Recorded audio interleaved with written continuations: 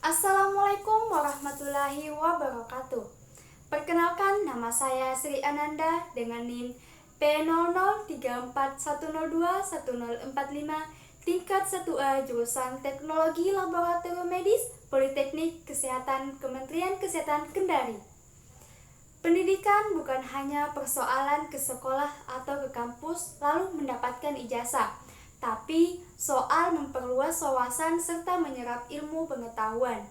Nah, karena itulah pada kesempatan kali ini saya akan sedikit menjelaskan dan sharing kepada teman-teman semua. Mudah-mudahan apa yang saya sampaikan bisa menambah wawasan untuk kita semua.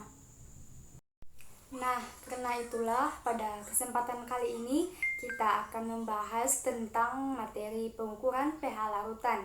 Sebelum itu kita harus tahu apa sih pH itu? pH ini adalah derajat keasaman yang digunakan untuk menyatakan tingkat keasaman atau kebasaan yang dimiliki oleh suatu larutan. Skala pH ini bukanlah skala absolut. Konsep pH pertama kali diperkenalkan oleh kimiawan yang berasal dari Denmark yang bernama Søren Peder Lauritz Sørensen pada tahun 1909. Seperti pada air murni yang bersifat netral, dengan pH-nya pada suhu 25 derajat Celcius ditetapkan sebagai 7,0. Larutan dengan pH yang kurang dari 7 disebut bersifat asam, sedangkan larutan pH yang lebih dari 7 bersifat basa atau alkali. Nah, teman-teman, sudah pada tahu kan apa itu asam dan basa? Yap, betul sekali. Istilah asam atau asid berasal dari bahasa Latin acetum yang berarti cuka. Sedangkan istilah basa atau alkali berasal dari bahasa Arab yang berarti abu. Basa ini digunakan dalam pembuatan sabun. Di alam, asam ditemukan pada buah-buahan. Misalnya asam nitrat yang ditemukan pada buah-buahan jeruk yang berfungsi untuk memberikan rasa limun yang tajam. Pengukuran pH sangatlah penting dalam bidang yang terkait dengan kehidupan atau industri pengolahan seperti kimia, biologi, kedokteran, pertanian, ilmu pangan, rekayasa maupun oceanografi. Dengan melarutkan asam dalam air akan memperbesar ion H+ tersebut. Teman-teman, sudah tahu belum cara menentukan suatu larutan itu mengandung asam atau basa? Ada nih caranya, yaitu dengan menggunakan indikator asam basa.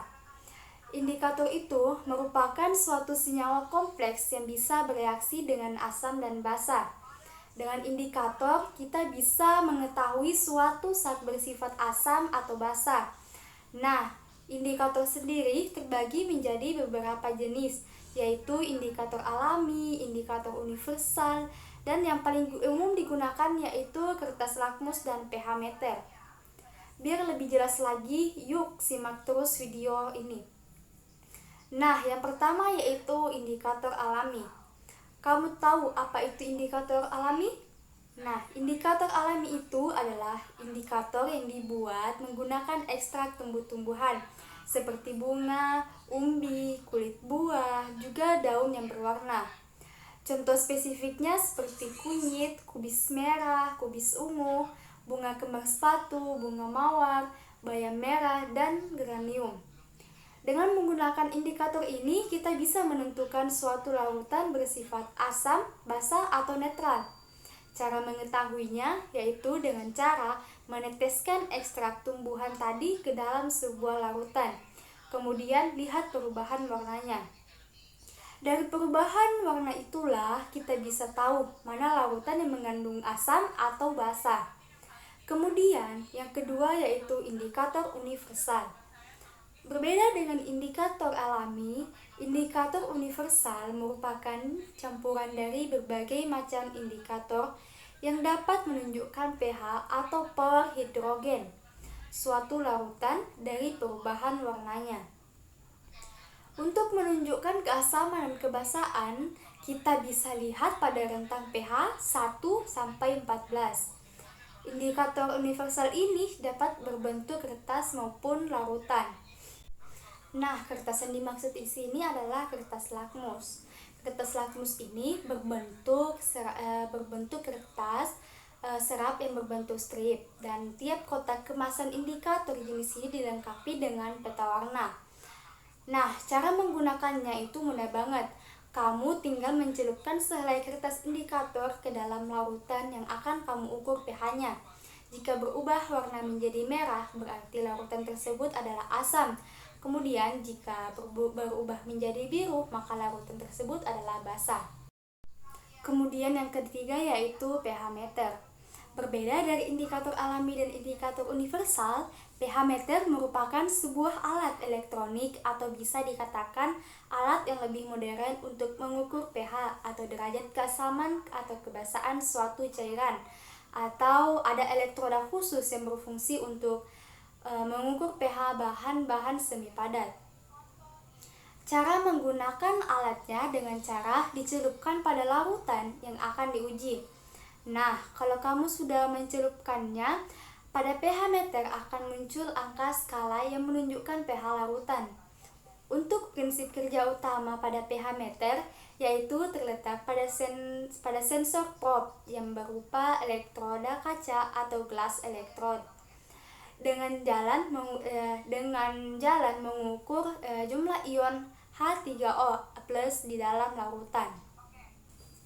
Untuk memperdalam pemahaman kita mengenai materi pengukuran pH larutan, marilah kita mempraktikkan bagaimana sih cara mengukur pH larutan itu.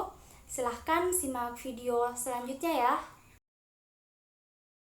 Akan mempraktikkan bagaimana cara mengukur pH larutan. Di sini kita mempunyai 3 larutan, yakni larutan deterjen, larutan lemon, dan larutan garam. Untuk mengukurnya kita menggunakan kertas lakmus. Langsung saja kita mempraktikannya. Yang pertama yang akan kita ukur yaitu kita menggunakan kertas lakmus warna merah.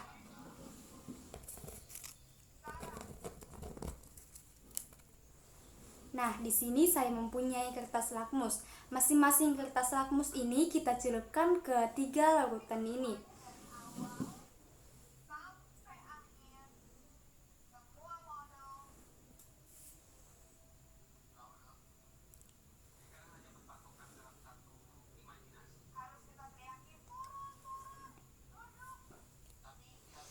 Baiklah, untuk hasilnya, di sini kertas lakmus yang berwarna merah jika dicelupkan ke larutan basa atau deterjen akan berubah menjadi warna biru. Sedangkan lakmus merah yang dicelupkan ke larutan asam atau lemon tidak berubah warna.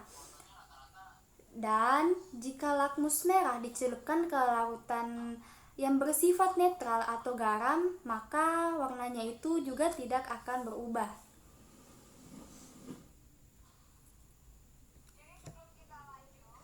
Akan mengukur pH dari ketiga larutan ini yang dengan menggunakan kertas lakmus warna biru. Yang pertama yaitu kita mencelupkan kertas lakmus warna biru di larutan basa atau deterjen. Kemudian kita celupkan ke larutan asam atau lemon. Dan yang terakhir kita celupkan pada larutan yang bersifat netral atau garam.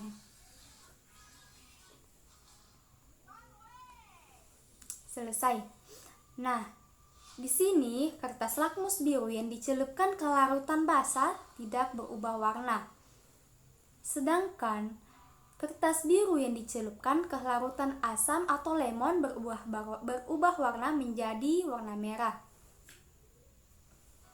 Dan kertas lakmus warna biru yang kita celupkan ke larutan netral atau garam juga tidak berubah warna seperti semula. Setelah kita mempraktikkan bagaimana cara mengukur pH larutan ini, saya harap teman-teman sekalian bisa mengerti dari pembahasan yang saya sampaikan ya. Nah, itulah tadi pembahasan mengenai materi pengukuran pH larutan. Terima kasih atas perhatian yang telah diberikan kepada saya. Jika ada kesalahan kata, saya mohon maaf yang sebesar-besarnya.